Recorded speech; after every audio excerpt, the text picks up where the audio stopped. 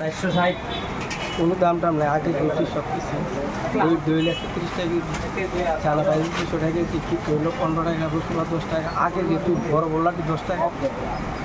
আমি কোনো রেট বাড়াইছি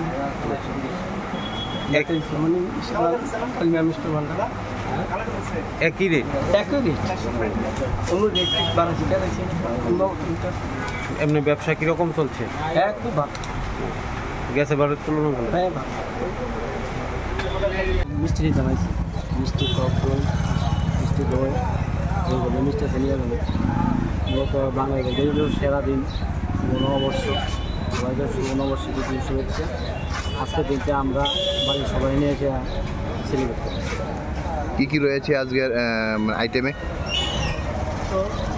তো মূলত মাছ, মাংস, তারপরে মিষ্টি মিষ্টি এগুলো বেশি থাকে।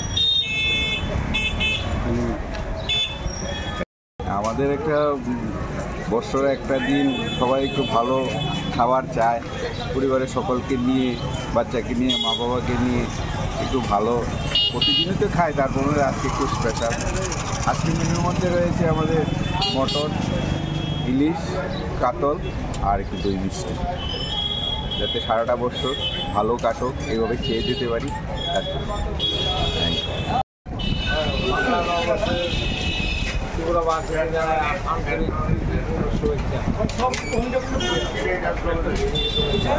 কীরকম চলছে ব্যবসা?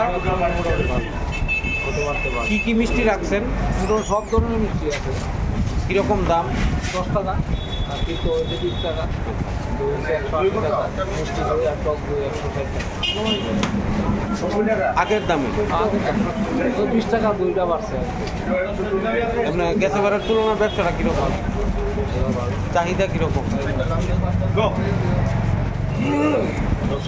আজকে শুভ নববর্ষ, আজকের দিনে ঠাকুরের জন্য মিষ্টি দই মিষ্টি নিতে এসেছি। এসে দেখি লাইন করে ভালো করে নেওয়া, তাই আর কি আজকে ভালোভাবে সবার সাথে যাতে ভালোভাবে দিনটা কাটাতে পারি। কিভাবে কাটাবেন আজকের দিনটায়? তো ঠাকুর পূজা টুজা দিয়ে ভালোভাবে মাছ মাংস সবাই বাজার টাজার করছি, আমরাও করছি, মিষ্টি সবাই খাবে। Thank you.